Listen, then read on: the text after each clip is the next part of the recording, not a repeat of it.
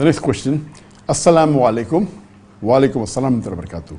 I am Shahzeb Gul from Dera Ghazi Khan, Punjab, Pakistan.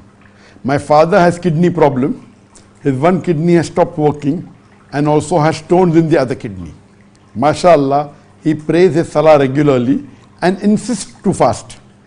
I always request him not to fast, but he does not listen to me. Finally, he agreed. Whatever Dr. Zakir Naik says, whether to fast or not to fast, he will do the same.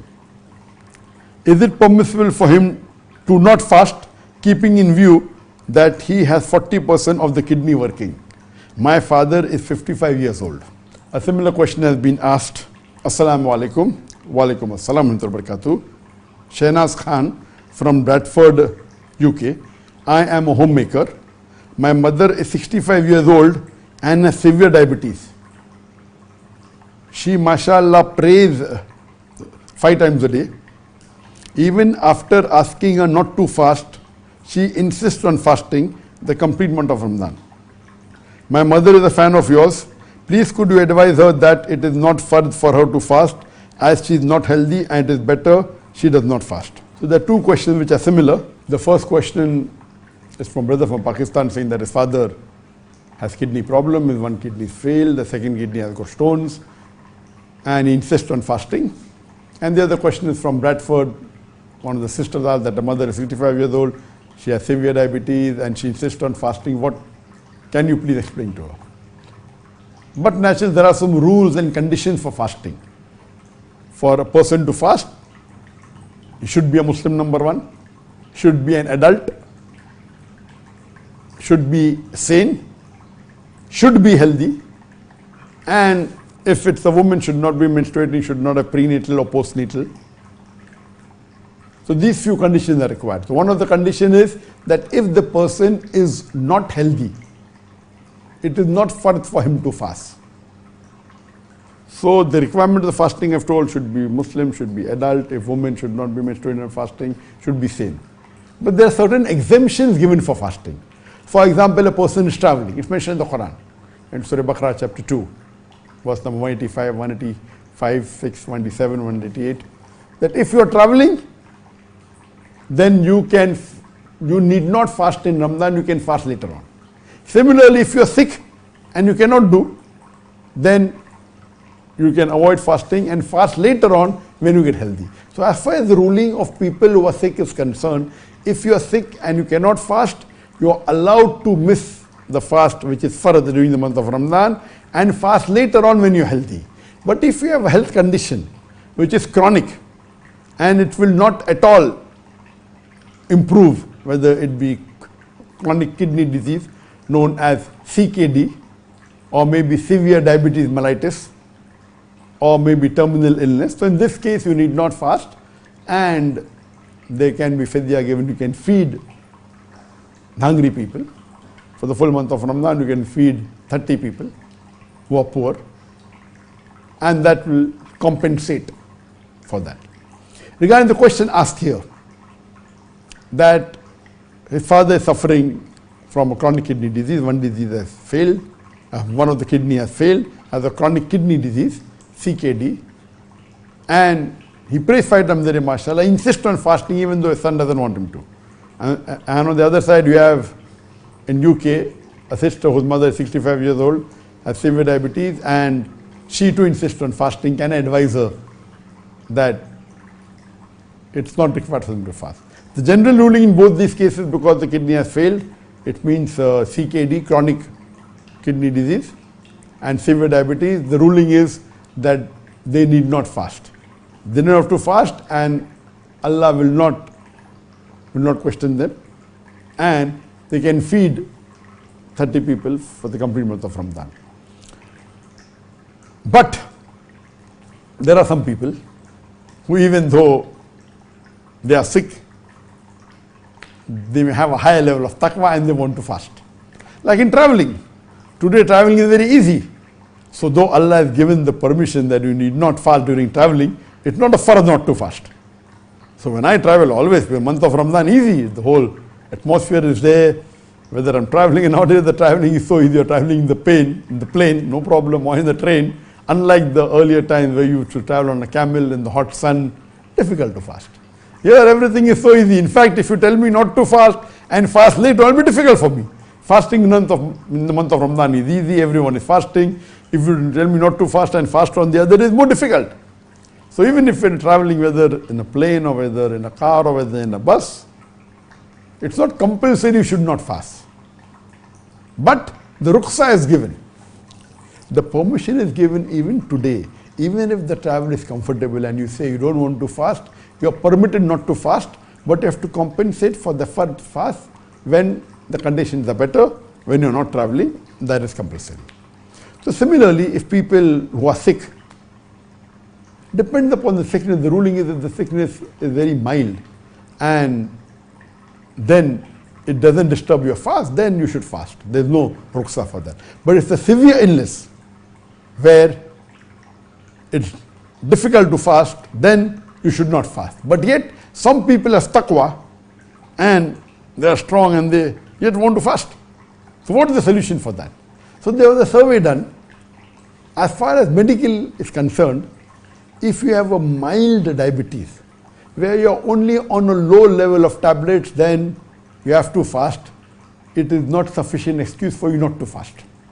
So if you have mild diabetes, in which you are taking few tablets of a low dosage, you have to fast. You cannot say I have diabetes, I don't want to fast. No, you cannot. It doesn't hamper. As long as you take your tablet regularly, in the morning or in the night, it will not. But if you have moderate diabetes, where you are on high level of oral tablets, or maybe you are taking some insulin of a lower dosage, that's called moderate diabetes, then you are excused for not fasting, but yet, if you want to fast, you can fast. There was a survey done. That amongst the people who have diabetes and who need not fast, and Islam has given permission, and all the schools of thought are unanimous, that if you have a sickness such as moderate or chronic diabetes, you don't have to fast. Or if you have a chronic kidney disease, you don't have to fast. In spite of that, when a survey was done, that 60% of the people who have moderate or severe diabetes, they yet fast the full month of Ramadan. And additional 15% may fast for 15 days or more. That means 75% of the people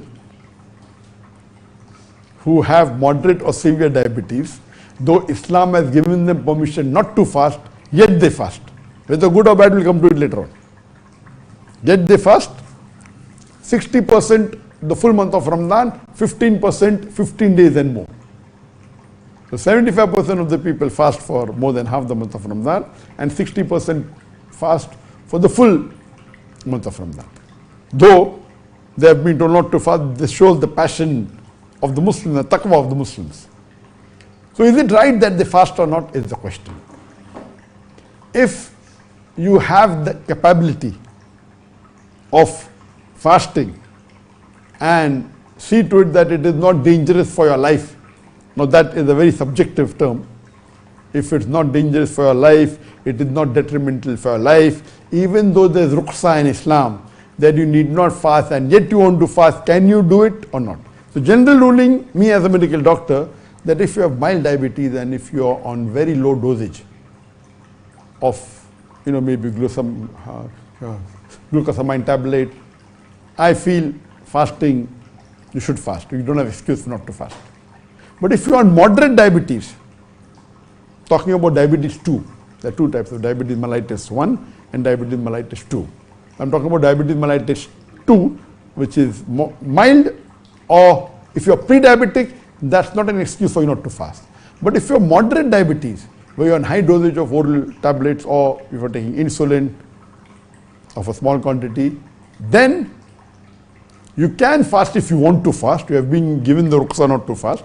But then what you have to do, you have to regularly keep on checking your blood sugar level. And you have to see to it there are not severe bouts of hyperglycemia and hypoglycemia. That sugar goes up or comes down. If there are too many bouts of up and down, it is detrimental for your health. So if you have moderate diabetes And if you see to it that you take your tablets before the suhoor, early in the morning, and if you have to take twice a day, you can take it after the iftar at night time, and see to it that in between while fasting you check your blood sugar. It doesn't go too high, doesn't go too low, then it is safe. If you have severe diabetes where you are on high dosage of insulin, you should not fast. Yet if you want to fast, you can do it with consultation of your diabetologist.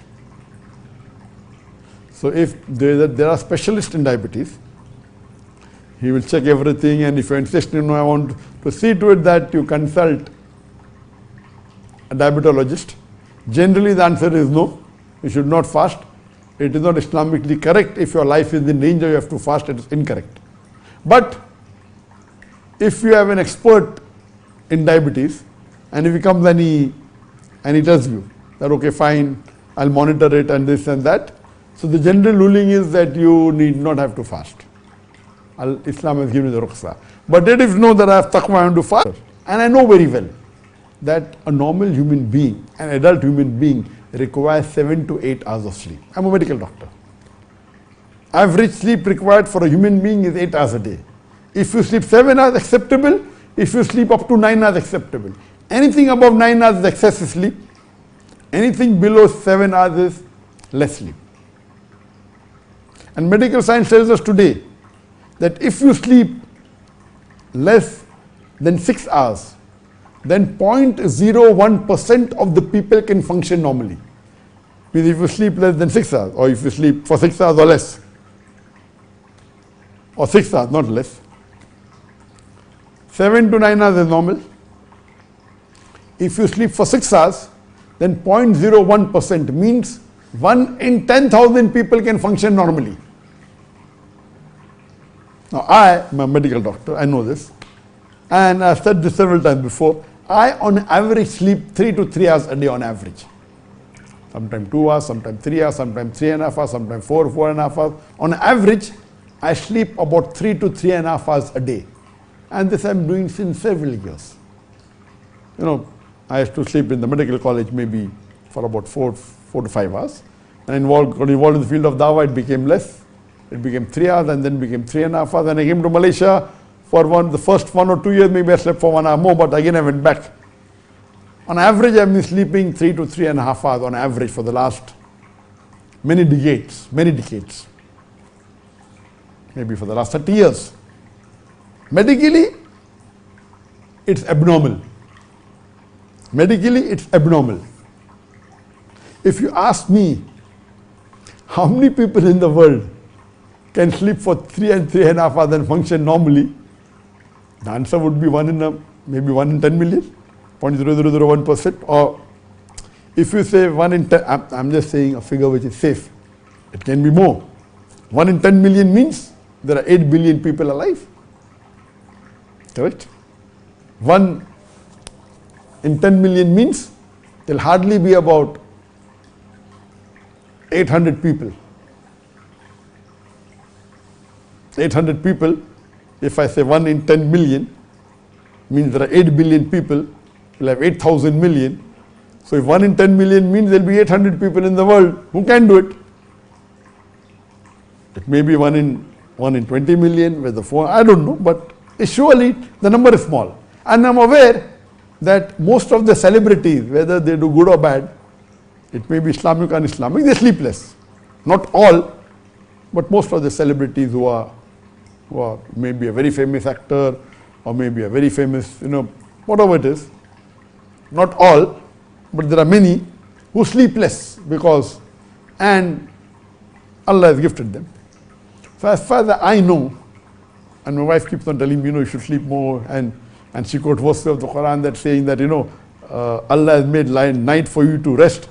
And then I quote the other verse of the Quran that blessed are those people who sacrifice their bed for Allah subhanahu wa ta'ala. So but generally, yes. Generally, as a medical doctor, 7 hours minimum is required.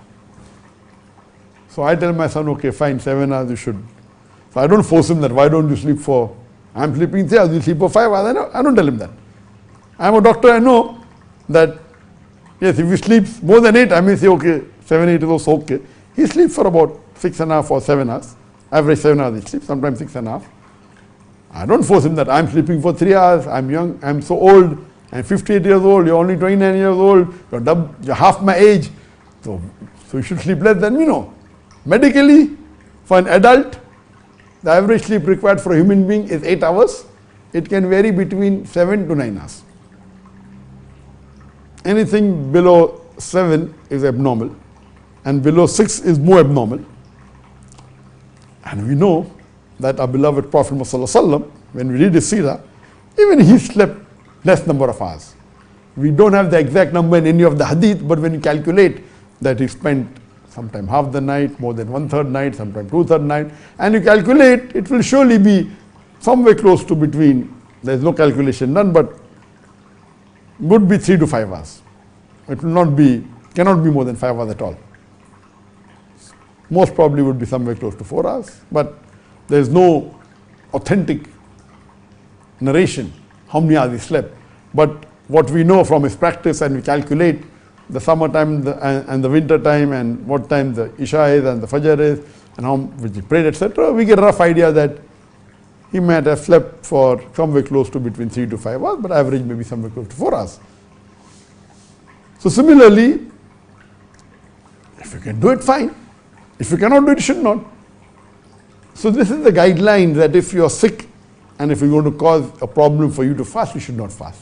Now coming to the first question of the CKD, chronic kidney disease. Now for chronic kidney disease, as a policy, it is high risk and very high risk to fast. General statement. But you may be in CKD, chronic kidney disease stage 3, where you can fast with monitoring. Maybe you have to test your levels and see to it that the plasma creatinine doesn't go more than 30% above the base level, and you see to it that you keep on measuring your weight, and they should not be increased of more than 2 kilos in a span of a couple of days. You can take precaution that when you break your fast, there should be more potassium in your diet. See to it that you have excessive water. So these precautions you can fast, you need not. Islam has given you rukhsah, has given you the permission. If you have chronic kidney disease, you don't have to fast. But yet if you insist on fasting, saying that I have the capacity and Allah will help me, so you have to monitor it. And if you have really renal failure, etc., you cannot do without a medical renal team. So if you have mild stage 1, stage 2, okay. But if you have a high stage of CKD, chronic kidney disease, unless you don't have a renal team, it is very dangerous. Please don't do it. So if you want to try it and you say that I have the taqwa, you should have a renal team, you go to a nephrologist. A nephrologist is a specialist on kidney, and take it advice. He will tell you, do this test. Please don't go on my answer, please. The answer I'm giving you cannot say, now Dr. Zakir Naik has said that if I have chronic kidney disease of stage 3, I will test my plasma level, I'll have more water after iftar, I'll have more potassium. Please don't. This is not at all. I'm just giving you guidelines. So don't use my answer as an answer to say that because Dr. Zakir Naik said I will fast. Please don't. The ruling in Islam is you have been excused.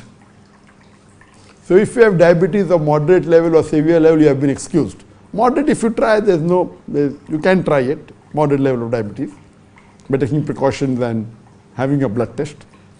If you are severe, then you have to consult a diabetologist. Same thing with CKD, chronic kidney disease. If it's very low stage, okay, you can, but in chronic kidney disease, at all stages, it is high risk. So see to it you consult your nephrologist.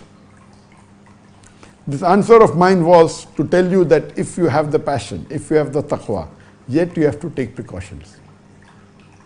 You cannot say that I have the taqwa and then if something happens to you, then it is haram on you.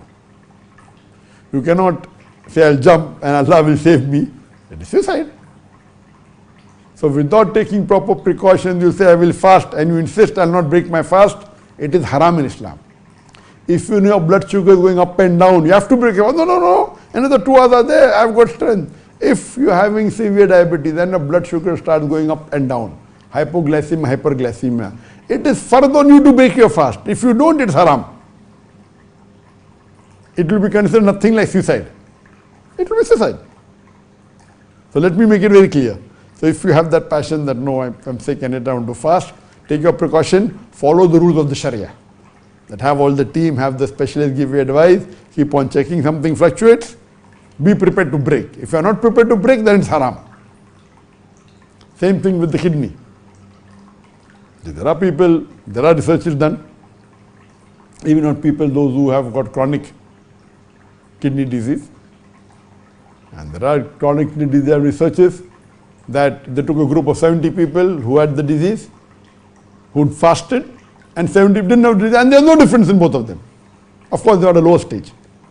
So, of course, a lot of taqwa is required. So there is a medical organization called as for patients of chronic kidney disease and diabetes mellitus, especially advising them in the month of Ramadan. There's a Muslim organization, you can Google it and find it. So you can surely take the help. They are specialized in advising Muslims during the month of Ramadan whether you should fast or not and what care you can take.